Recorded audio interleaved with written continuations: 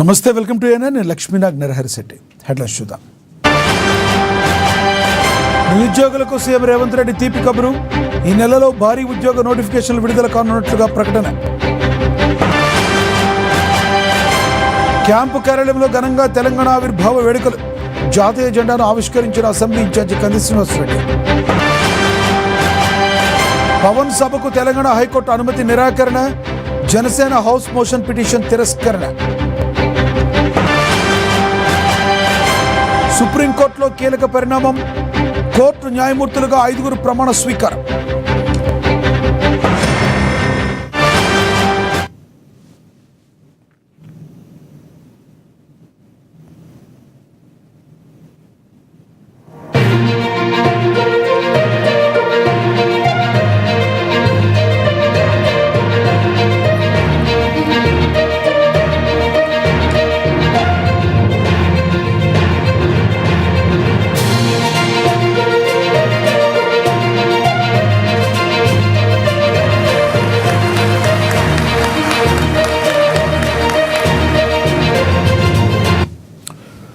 Breaking news చూస్తున్నాం. దేశ అత్యున్నత న్యాయస్థానం సుప్రీంకోర్టులో కీలక పరిణామం చోటు చేసుకుంది.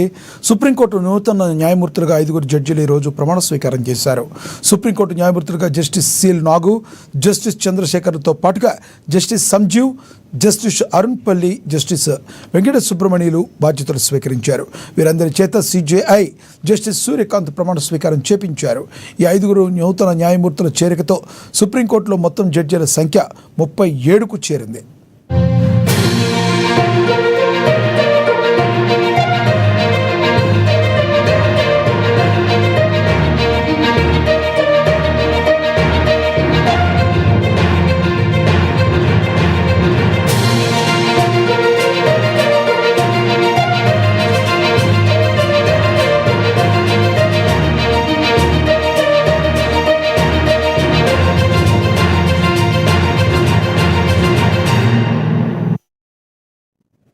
దేశ అత్యున్నత న్యాయస్థానం సుప్రీంకోర్టులో కీలక పరిణామం చోటు చేసుకుంది. సుప్రీంకోర్టు నూతన న్యాయమూర్తులుగా 5 జడ్జిలు ఈరోజు ప్రమాణ స్వీకారం చేశారు. సుప్రీంకోర్టు న్యాయమూర్తులుగా జస్టిస్ సిఎల్ నాగు, జస్టిస్ శ్రీ చంద్రశేఖర్తో పాటుగా జస్టిస్ సంజీవ్, జస్టిస్ అరుణ్ పల్లి, జస్టిస్ వెంకట సుబ్రమణ్యులు బాధ్యతలు స్వీకరించారు. వీరందరి చేత సిజేఐ జస్టిస్ సూర్యకాంత్ ప్రమాణ స్వీకారం చేపించారు. ఈ 5 నూతన న్యాయమూర్తుల చేరికతో సుప్రీంకోర్టులో మొత్తం జడ్జిల సంఖ్య 37కు చేరింది. That I will uphold the sovereignty and integrity of India. That I will uphold the sovereignty and integrity of India. That I will duly and faithfully and to the best of my ability, knowledge and judgment. That I will duly and faithfully and to the best of my ability, knowledge and judgment. Perform the duties of my office without fear or favor, affection or ill will. Perform the duties of my office without fear or favor, affection or ill will. And that I will uphold the Constitution.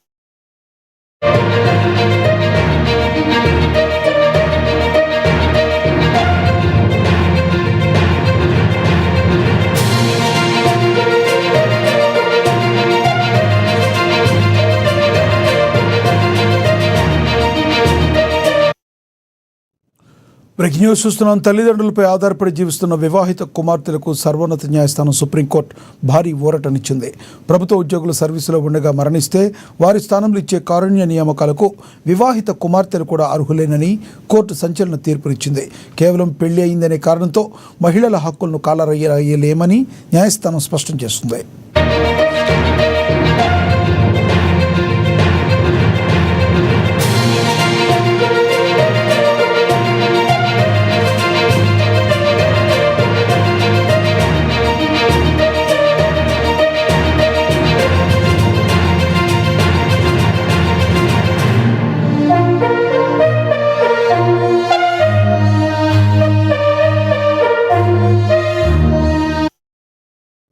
తల్లిదండ్రులపై ఆధారపడి జీవిస్తున్న వివాహిత కుమార్తెలకు సర్వోన్నత న్యాయస్థానం supreme court భారీ ఊరటనిచ్చింది.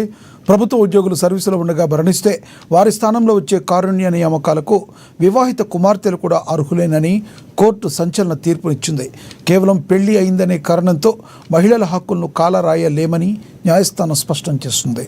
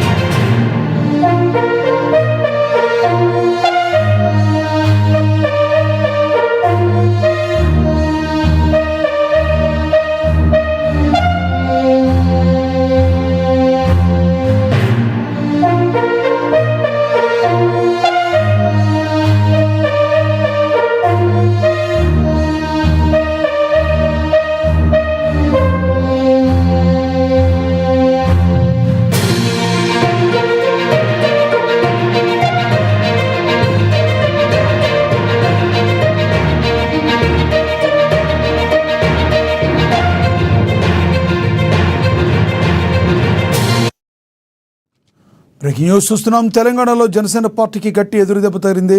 హైదరాబాద్లో ఈరోజు నిర్వహించాలనుకున్న పవన్ కళ్యాణ్ సభకు Telangana high court అనుమతి నిరాకరించింది. పోలీసుల నిర్ణయాన్ని సవాల్ చేస్తూ జనసేన దాఖలు చేసిన హౌస్ మోషన్ పిటిషన్ను కూడా కోర్టు తిరస్కరించింది. ఈ నేపథ్యంలో AP deputy CM Pawan Kalyan కాసేపట్లో హైదరాబాద్లోని తన నివాసంలో అత్యవసర ప్రెస్ మీట్ నిర్వహించనున్నారు.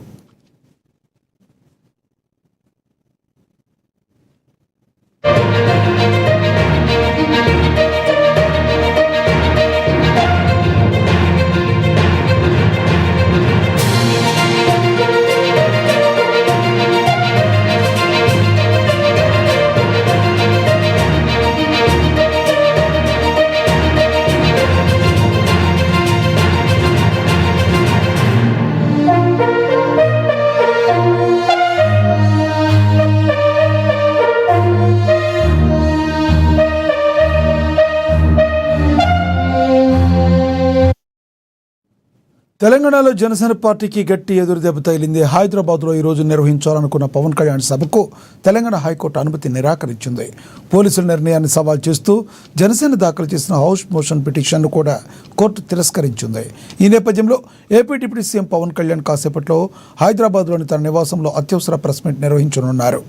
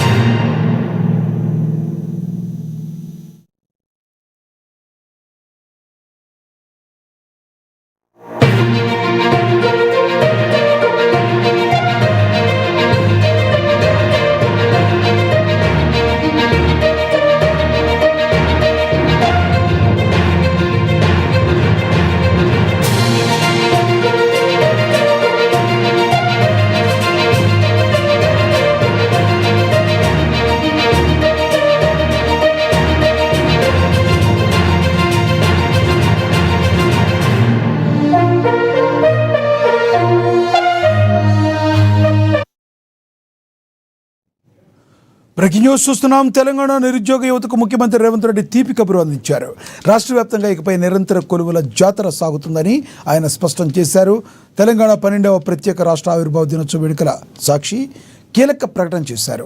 ఇప్పటి వరకు ఎలాంటి న్యాయపరమైన చిక్కులు లేకుండా అత్యంత పారదర్శక విధానంలో రికార్డు స్థాయిలో 67,000కు పైగా ప్రభుత్వ ఉద్యోగాలను భర్తీ చేశామని సీఎం వెల్లడించారు.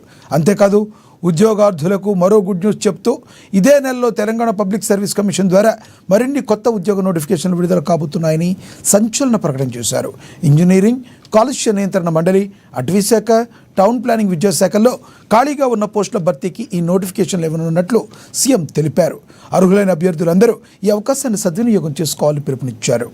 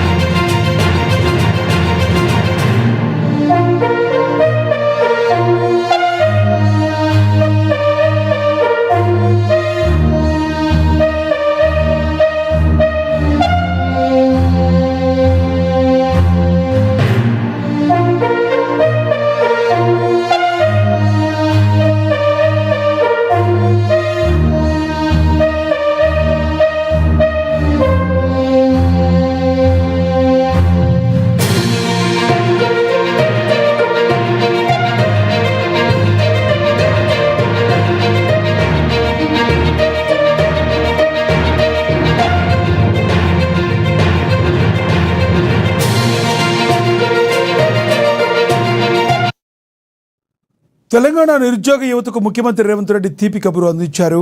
రాష్ట్ర వ్యాప్తంగా ఇకపై నిరంతరం కొలువుల జాతర కొనసాగుతుందని ఆయన స్పష్టం చేశారు. తెలంగాణ 12వ ప్రత్యేక రాష్ట్ర ఆవిర్భావ దినోత్సవ వేడుక సాక్షిగా కీలక ప్రకటన చేశారు. ఇప్పటి వరకు ఎలాంటి న్యాయపరమైన చిక్కులు లేకుండా అత్యంత పారదర్శక విధానంలో రికార్డు స్థాయిలో 67,000కు పైగా ప్రభుత్వ ఉద్యోగాలను భర్తీ చేశామని సీఎం వెల్లడించారు. అంతేకాదు ఉద్యోగార్థులకు మరో గుడ్ న్యూస్ చెప్తూ ఇదే నెలలో తెలంగాణ పబ్లిక్ సర్వీస్ కమిషన్ ద్వారా మరిన్ని కొత్త ఉద్యోగ నోటిఫికేషన్లు విడుదల కాబోతున్నాయని సంచలన ప్రకటన చేశారు రేవంత్. ఇంజనీరింగ్, కాలుష్య నియంత్రణ మండలి, అటవీశాఖ, టౌన్ ప్లానింగ్ విద్యాశాఖల్లో ఖాళీగా ఉన్న పోస్టుల భర్తీకి ఈ నోటిఫికేషన్లు ఇవ్వనున్నట్లుగా సీఎం తెలిపారు. అర్హులైన అభ్యర్థులందరూ ఈ అవకాశాన్ని సద్వినియోగం చేసుకోవాలని పిలుపునిచ్చారు.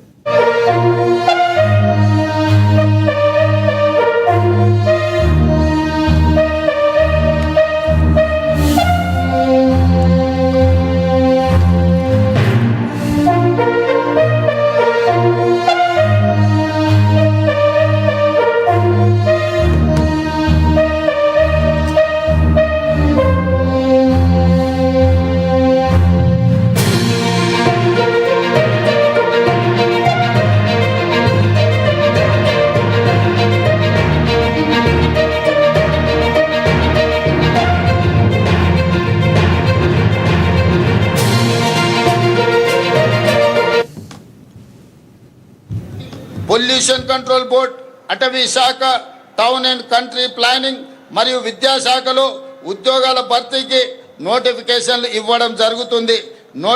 ఈ నెలలోనే టీజీపీఎస్సీ ద్వారా ఇంజనీరింగ్, పొల్యూషన్ కంట్రోల్ బోర్డ్, అటవీ శాఖ, టౌన్ అండ్ కంట్రీ ప్లానింగ్ మరియు విద్యాశాఖలో ఉద్యోగాల భర్తీకి నోటిఫికేషన్లు ఇవ్వడం జరుగుతుంది.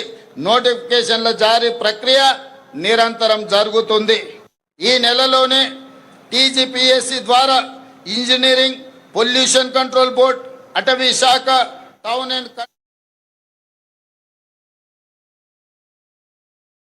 ఆవిర్భావ దినోత్సవ వేడుకలను ఘనంగా నిర్వహించారు. ఈ సందర్భంగా టీపీసీ చీఫ్ మహేష్ కుమార్ గౌడ్ జాతీయ జెండాను ఆవిష్కరించారు. అనంతరం తెలంగాణ ప్రజలకు ఆవిర్భావ దినోత్సవ శుభాకాంక్షలు తెలిపారు. ఏళ్ల నిరీక్షణ తర్వాత ఎంతో మంది త్యాగదనుల ప్రాణత్యాగాలతో తెలంగాణ ఆవిర్భావం జరిగిందన్నారు. ఇక తెలంగాణ ప్రదాత సోనియా గాంధీ రాష్ట్ర ఏర్పాటుకు శ్రీకారం చుట్టారన్నారు. తెలంగాణ ప్రజలకు ఏపీ డిప్యూటీ సీఎం పవన్ క్షమాపణ చెప్పాలన్నారు. తెలంగాణ ప్రజలను కించపరిచేస్తే చూస్తూ ఊరుకునేది లేదని హెచ్చరించారు. ఆంధ్ర నాయకులకు తెలంగాణలో ఏం పనిని ప్రశ్నించారు. మన దుబాయ్లో I met the minister there tourism and infrastructure minister వాళ్ళ ప్రిన్సిపల్ సెక్రటరీ స్టేట్ కలిసాను. వాళ్ళు చెప్పారు Hyderabad is a medical hub నా మెడికల్ విషయానికి వచ్చినప్పుడు not only southern part but even eastern part. చాలామంది నాకు కాంగ్రెస్ లీడర్స్ ఒరిస్సా ఫోన్ చేస్తూ ఉంటారు. ఫలానా పేషెంట్ వచ్చాడు, ఫలానా హాస్పిటల్లో ఉన్నాడు, కొత్త ట్రీట్మెంట్ ప్రాపర్గా చేయమని చెప్పని ఒరిస్సా కలకట్ట నుంచి కూడా ఫోన్స్ వస్తారు. సో ఇది నాట్ రాంగ్ అంటారు Khammam and Karimnagar last selling of medicines అని. సో ఇక్కడ ఫస్ట్ చాలా మెరుగుపడ్డాయి. రాష్ట్రంలో 2023లో వైద్యం, ఎడ్యుకేషన్, అగ్రికల్చర్ ప్రయారిటీగా పెట్టుకున్నాం. గతంలో 10 yearsలో అప్పుడు కొంత మంచి జరుగుతుంది. బట్ హెల్త్ విషయానికి వచ్చినప్పుడు ప్రైమరీ హెల్త్ సెక్టర్ నుంచి నిమ్స్ వరకు మళ్ళీ దాని పూర్వ వైభవం తీసుకురావాలని కొంత అటువైపుగా వైద్యం గురించి మాట్లాడుతున్నప్పుడు రాజశేఖర్ గారు గుర్తొస్తారు. 198 సేవలు కానీ ఆరోగ్యశ్రీ కానీ. మెదక్ జిల్లాలో తెలంగాణ రాష్ట్ర ఆవిర్భావ దినోత్సవ వేడుకలు అంగరంగ వైభవంగా జరిగాయి. జిల్లా కలెక్టరేట్లో జరిగిన ఈ ఉత్సవాలకు మంత్రి వివేక్ వెంకటస్వామి ముఖ్య అతిథిగా హాజరయ్యారు. జాతీయ జెండాను ఆవిష్కరించి పోలీసుల గౌరవ వందనాన్ని స్వీకరించారు. అనంతరం అమరవీరుల త్యాగాలను స్మరిస్తూ వారికి ఘన నివాళులు అర్పించారు. ఈ సందర్భంగా ప్రజాప్రభుత్వం తెలంగాణను సమగ్ర అభివృద్ధి, సామాజిక న్యాయం దిశగా తీసుకెళ్తుందని తెలిపారు. జిల్లాను గుడిసెలు లేని మెదక్గా తీర్చిదిద్దడమే లక్ష్యమని, అందులో భాగంగా శంకరంపేట మండలం గరిపల్లికి చెందిన లబ్ధిదారులకు ఇందిరమ్మ ఇండ్ల మంజూరు పత్రాలు అందించారు. అలాగే జిల్లా గ్రామీణాభివృద్ధి శాఖ ఆధ్వర్యంలో మహిళా సంఘాలకు 102,35 లక్షల జంబో చెక్ను పంపిణీ చేశారు.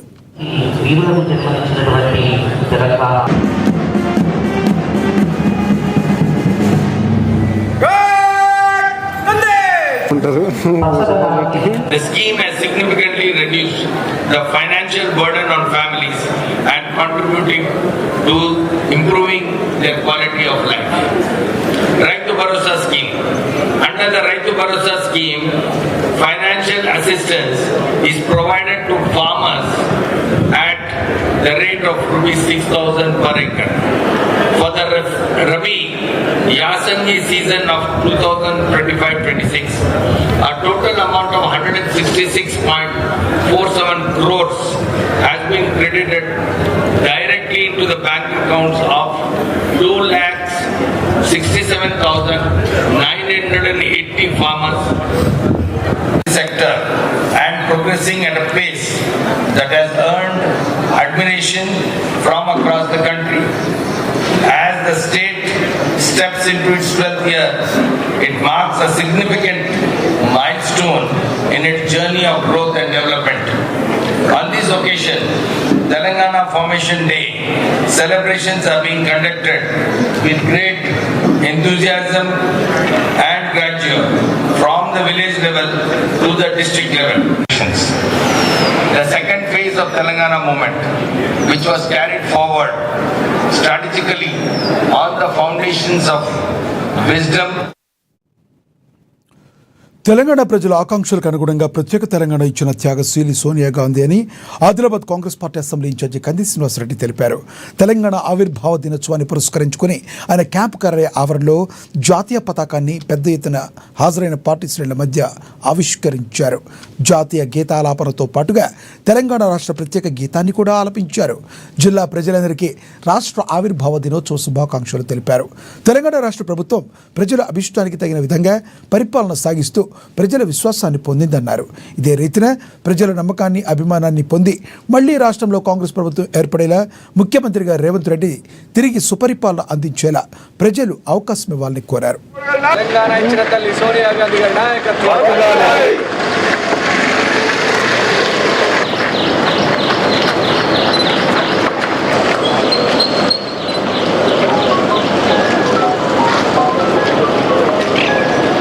ఆదిలాబాద్ జిల్లా ప్రజలకి, తెలంగాణ రాష్ట్ర ప్రజలకి తెలంగాణ ఆవిర్భావ దినోత్సవ శుభాకాంక్షలు. ఎన్నో ఏళ్లుగా వేలాది మంది ప్రాణత్యాగం తర్వాత కష్టపడి కొట్లాడి వీధుల్లోకి వచ్చి నిలిపించుకున్నటువంటి తెచ్చుకున్నటువంటి తెలంగాణ ఈరోజు కాంగ్రెస్ పార్టీ తెలంగాణలో ప్రజాపాలన మొదలుపెట్టి ఆ రోజు మన తల్లి సోనియమ్మ ఆంధ్రలో కాంగ్రెస్ పార్టీ సంపూర్ణంగా విధ్వంసమవుతుందని తెలిసి కూడా తెలంగాణ రాష్ట్రాన్ని సాకారం చేసిండ్రు. తెలంగాణ ప్రజలకి, తెలంగాణ కుటుంబానికి ఒక గొప్ప వరాన్ని అందించిండ్రు. తల్లి సోనియమ్మ త్యాగం ఫలితంగా, ఎందరో మంది అమరవీరులు ప్రాణత్యాగ ఫలితంగా తెలంగాణ రాష్ట్రం ఈరోజు సాకారమైంది. ఈరోజు తెలంగాణ రాష్ట్రంలో 2 సంవత్సరాల కిందట ప్రజాపాలన మొదలై రేవంత్ రెడ్డి గారి నాయకత్వంలో, రాహుల్ గాంధీ గారి ఆశీర్వాదంతో గొప్పగా ప్రజల వద్దకే పాలన తీసుకొచ్చేటువంటి ప్రజల చేత జగిత్యాల పట్టణంలో తెలంగాణ రాష్ట్ర ఆవిర్భావ వేడుకలు ఘనంగా జరిగాయి. బీఆర్ఎస్ పార్టీ రాష్ట్ర ప్రధాన కార్యదర్శి జీవన్ రెడ్డి తన కార్యాలయంలో పార్టీ శ్రేణులతో కలిసి జాతీయ జెండాను ఆవిష్కరించారు. అనంతరం ప్రొఫెసర్ జయశంకర్ చిత్రపటానికి పూలమాలలు వేసి ఘనమైన నివాళులు అర్పించారు. కార్యకర్తలు జై తెలంగాణ, కేసీఆర్ నాయకత్వం వర్ధిల్లాలంటూ పెద్ద ఎత్తున నినాదాలు చేశారు. ఈ సందర్భంగా తెలంగాణ ప్రజల కష్టాలు తీరాలనే లక్ష్యంతో కేసీఆర్ తన ఉపసభాపతి పదవికి రాజీనామా చేసి ఉద్యమించారని గుర్తు చేశారు. దేశంలోని అన్ని పార్టీలను ఒప్పించి తెలంగాణ సాధించిన ఘనత కేసీఆర్కే దక్కుతుందన్నారు.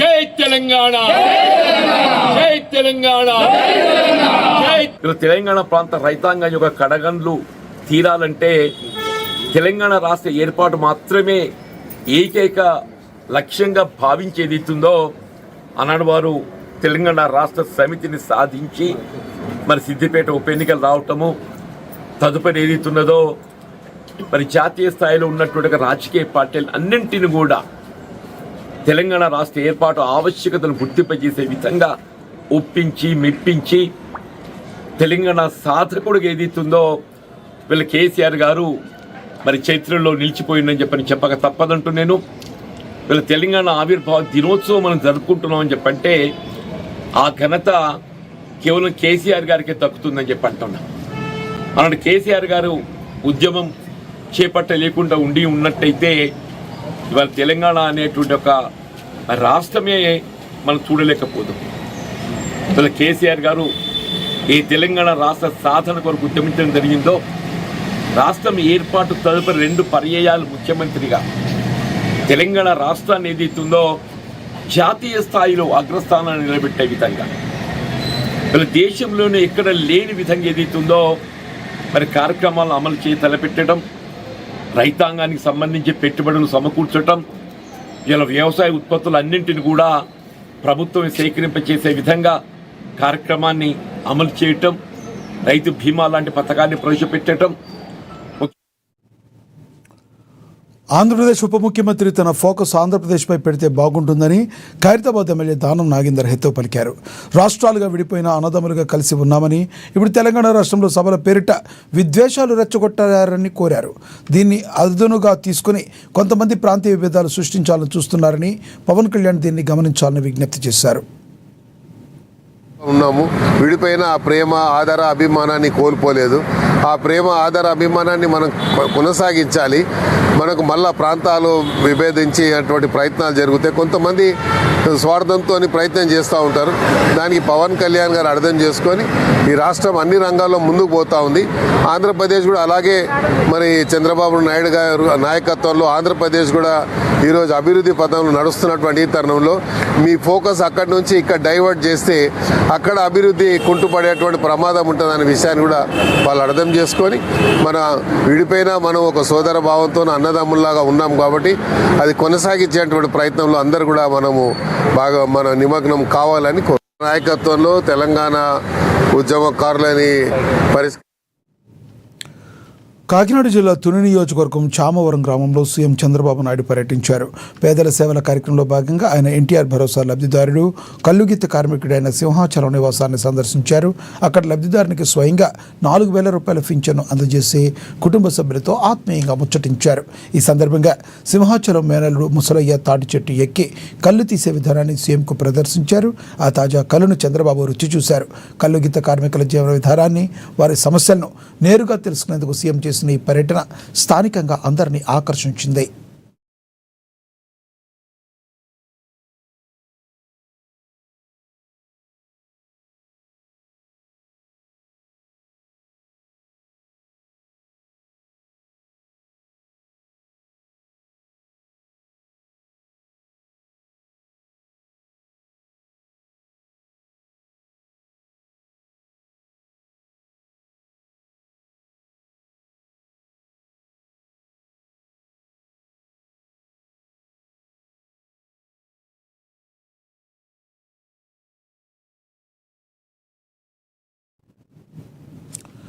విజయవాడ గుణదల పడవల రేవు సెంటర్ వద్ద ఉద్రిక్తత పరిస్థితులు నెలకొన్నాయి.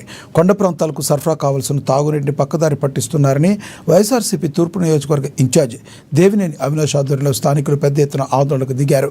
తాగునీటి తరలింపు కోసం ఏర్పాటు చేస్తున్న పైప్ లైన్ పనులను తక్షణమే నిలిపివేయాలని వారు డిమాండ్ చేశారు. నిరసనలో భాగంగా దేవినేని అవినాష్ పైప్ లైన్ కోసం తవ్విన గోతులోకి దిగి తమ నిరసన తెలిపారు.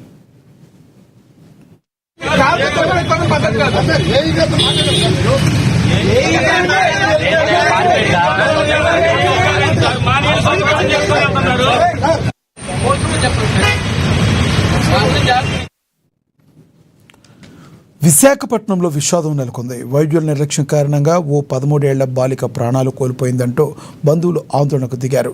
కేజీహెచ్ సమీపంలోని ఆయుష్మాన్ ఆసుపత్రిలో ఈ ఘటన జరిగింది. ఆనందపురం ప్రాంతానికి చెందిన బాలికకు చెవి నొప్పి, చెవిలో నుండి ద్రవం కారుతూ ఉండడంతో నిన్న మధ్యాహ్నం కుటుంబ సభ్యులు ఈ ఆసుపత్రిలో చేర్పించారు. ఆపరేషన్ చేయాలని చెప్పిన వైద్యులు బాలికకు మత్తుమందు ఇచ్చారు. అయితే ఈ రోజు ఉదయం బాలిక మృతి చెందిందని హాస్పిటల్ యాజమాన్యం తెలపడంతో కుటుంబ సభ్యులు దిగ్భ్రాంతికి లోనయ్యారు. వైద్యులు మోతాదుకు మించి మత్తు ఇవ్వడం వల్లే తమ బిడ్డ ప్రాణాలు కోల్పోయిందని, ఇది ముమ్మాటికి ఆసుపత్రి నిర్లక్ష్యమేనని బంధువులు తెలుపుతున్నారు. బాధితుల ఫిర్యాదు మేరకు మహారాణిపేట పోలీసులు కేసు నమోదు చేసి దర్యాప్తు చేస్తున్నారు.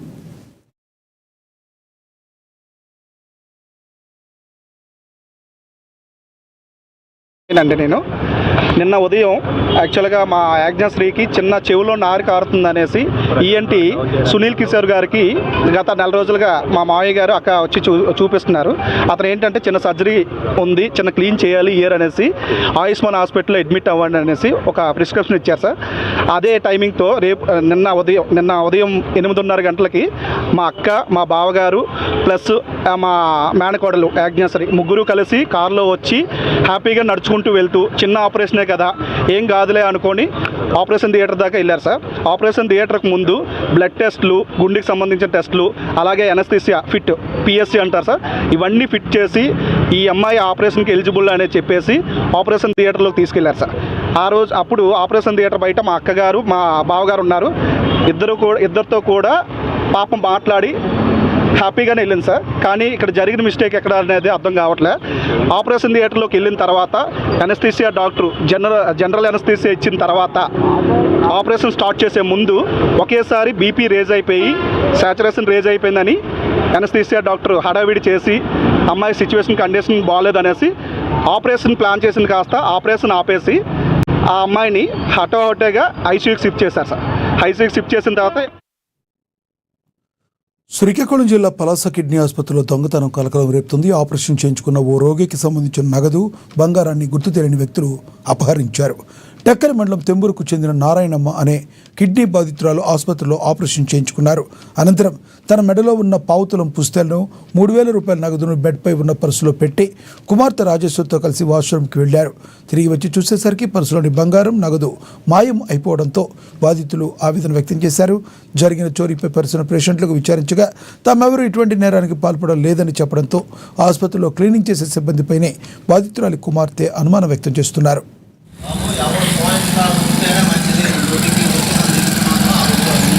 తాడు ఈ జిప్పులో పెట్టాను, పక్కనే 3,000 పెట్టాను.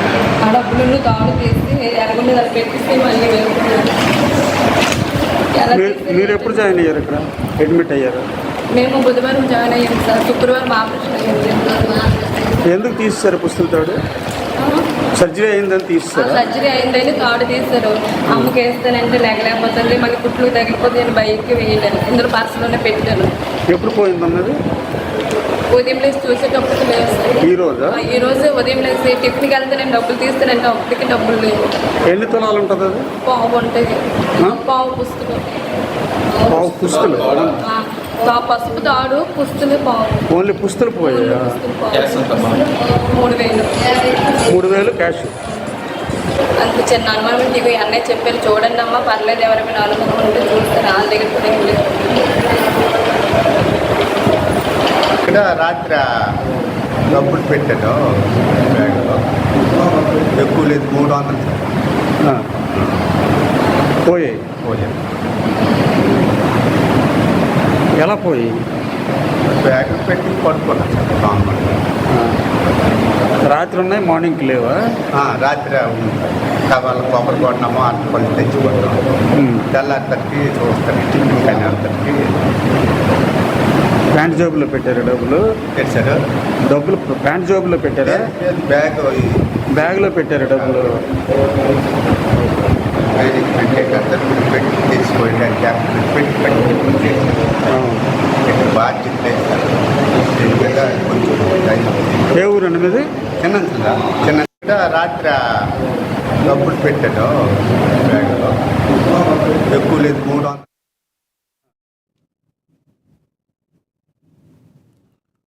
పల్నాడు జిల్లా దాచేపల్లి మండలంలో మద్యమత్తులో ఓ హోంగార్డు కత్తితో వేరంగం సృష్టించాడు. సాధారణ వ్యక్తిపై కత్తితో దాడి చేసి తీవ్రంగా గాయపరచడం స్థానికంగా తీవ్ర కలకలం రేపింది. దాచేపల్లి పోలీస్ స్టేషన్లో గత 6 ఏళ్లుగా హోంగార్డుగా పనిచేస్తున్న సుభానికి రంగిశెట్టి నాగేశ్వరరావు అనే వ్యక్తికి మధ్య వైన్ షాప్ వద్ద స్వల్ప వివాదం జరిగింది. ఈ ఘర్షణ సమయంలో హోంగార్డు కుమారుడు పక్కనే ఉండడంతో కొడుకు ముందే తనను అవమానించారనే మనస్తాపంతో సుభాని ఈ దాడికి పాల్పడ్డాడు. నాగేశ్వరరావు బస్టాండ్లో ఉన్న సమయంలో ఉద్దేశపూర్వకంగా కత్తితో దాడి చేసి తీవ్రంగా గాయపరిచారు. దాడికి పాల్పడిన హోంగార్డు సుభాని ఆయన కుమారుడిపై దాచేపల్లి పోలీసులు 307 సెక్షన్ కింద కేసు నమోదు చేసినట్లు సిఐ రాజేష్ తెలిపారు. నిందితులను కోర్టులో హాజరు పరుస్తామని సిఐ పేర్కొన్నారు.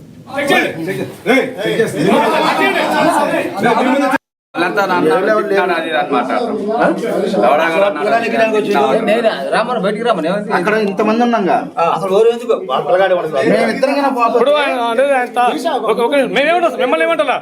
ఈవినింగ్ అండి, సిఐ దా చెప్పండి. మా స్టేషన్లో సుభాని అనేటువంటి ఒక హోంగార్డు పనిచేస్తున్నారు గత 6 సంవత్సరాల నుంచి. అతనికి 52 సంవత్సరాలు. అతను స్టేషన్లో జనరల్ డ్యూటీ చేస్తుంటారు, అప్పుడప్పుడు డ్రైవర్ వస్తుంటారు, బీ డ్యూటీ చేస్తుంటారు. ఈరోజు మధ్యాహ్నం దాచేపల్లిలోని తంగిడ క్రాస్ రోడ్ దగ్గర ఉన్న వైన్ షాప్ దగ్గరికి అతను వెళ్ళారు. అతను ఒక వాటర్ బాటిల్ పర్చేజ్ చేసి అక్కడ చైర్లో కూర్చున్న సమయంలో వాళ్ళ కొడుకుని కూడా పిలిపించుకున్నాడు. అదే సమయంలో లోకల్లో ఉన్నటువంటి రంగిశెట్టి నాగేశ్వరరావు అతను కూడా అక్కడికి వెళ్ళి బయటకు వస్తుంది, షాప్ నుంచి బయటకు వస్తుంది. పక్కతో ఉన్న క్రమంలో అక్కడ చిన్న ఘర్షణ జరిగింది. తండ్రి ముందు పిల్లల ముందు సుభానికి అవమాన ఉద్దేశంతో ఇతను నాగేశ్వరరావు గారు వెళ్ళి తిరిగి తన పని తను చూసుకుంటూ మనకి లోకల్లో బస్టాండ్ దగ్గర వాళ్ళ పాపని బస్సు ఎక్కించే క్రమంలో సుభాని ఉద్దేశపూర్వకంగా ఇంటికి వెళ్ళి ఒక చాకు తీసుకొచ్చి అతని మీద ఉన్న పలంగా అటాక్ చేసి బుగ్గ మీద చేతి మీద రక్తగాయాలయ్యే విధంగా దాడి చేశారు. దాన్ని ఏం లేదు, అన్నాయి వాళ్ళ మనవాళ్ళని కూతురునిస్తాయి తంగడ బస్ స్టాండ్ కానీ ఆగాడు బస్ ఎక్కించడానికి. ఫుల్ తాగున్నాడు డ్రైవర్. తాగున్నప్పుడు మన్నయ్య కొంచెం జరగండి అయ్యా, ఆడపిల్ల ఉంది, పిల్లలు ఉన్నారంటే వాళ్ళు నువ్వెవరో నాకు చెప్పేదని చెప్పేసి డాష్కి మాట్లాడాడు. అదేందన్నా ఇది గవర్నమెంట్ ప్లేసు, అందరూ ఇదిగా అంటే నా కొడుకు నువ్వు నాకు చెప్తావు అని చెప్పేసి కత్తి తీసుకొని ఎగబడ్డాడు. ప్లస్ వాళ్ళ కొడుకుతో కూడా పొడుగురు అని చెప్పేసి కొడుకును కూడా కత్తిచ్చి ఎగబడిచ్చాడు. వచ్చేటప్పుడు ఒక్కొక్కరిని గుర్తు పెట్టుకోండి, వచ్చి మరీ చూద్దాం అన్నాడు. మళ్ళీ మేము చూసుకుంటామని చెప్పేసి కత్తి చేతులు కత్తి ఉంది, ఇతర కట్టడం చేశారు. ఇవి బులెటిన్ అప్డేట్. Stay tune.